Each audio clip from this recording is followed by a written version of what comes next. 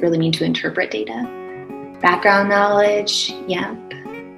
Literacy, messy data. Yes, I totally understand that as well. This is helpful not only for us in our presentation today, so we can make sure to address these major thematic elements, but you kind of know too, just kind of a pulse across across the country and even across the world, like where are people with this idea of assessing and teaching this science and engineering practice. Beautiful. Well done, everybody. Thank you so much for sharing that with us. So now that we know a little bit more about you, let's go ahead and lay the foundation of what we're doing in the 60 minutes together. By the end of our time, we're going to have experience analyzing assessment items that cover this science and engineering practice, analyzing, interpreting data for two things: complexity and detail. And these are going to be two strategies that you guys can kind of use as handles when you're examining your own assessment items as well. And it's things that we really think about crafting with our assessment items on InnerOrbit. There are two main parts of the standards and of the K-12 progressions that we'll be talking about today. And those are SEP grade bands and elements. Grade bands are these large blocks of elements. So at K2 and 3.5 and 6.8 and 9.12, there are different levels of complexity, and all of these little bullet points below are called the elements. So elements are specific details that we're looking for students to engage in. So use and share pictures, drawings, and or writings of observations. A very explicitly defined element falls within a grade band. As we're going to see in the next activity, these climb up.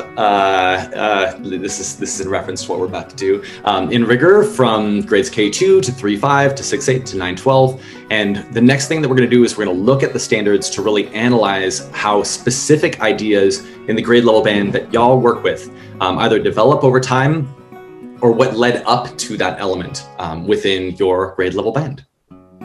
Beautiful. So as Brendan was miming, we're going to do a quick activity for us to really dive into this science and engineering practice. So for us to really write curricula and assessments that are focused on the standards and what they're trying to do, we need to deeply know them. So this activity is going to be kind of a stab at that. And we're going to throw it back to the childhood classic Chutes and Ladders to do this activity. So what's going to happen in just a moment is I'm going to send you your own game board, pretty much just like Chutes and Ladders, but it's going to be the matrix of this science and engineering practice. How fun. Which all Chutes and Ladders games are about science standards. I'm just kidding. And what you're going to do is you're going to look at your grade band, or just pick one grade band that you really want to focus on. And then you're going to pick one element underneath your selected grade band. That's going to be kind of like your starting place, and you can go ahead and circle it, and I'll show you how to do that in our Jamboard in just a second. The grade level band is the first thing we're going to look at, and that's really just a test of complexity.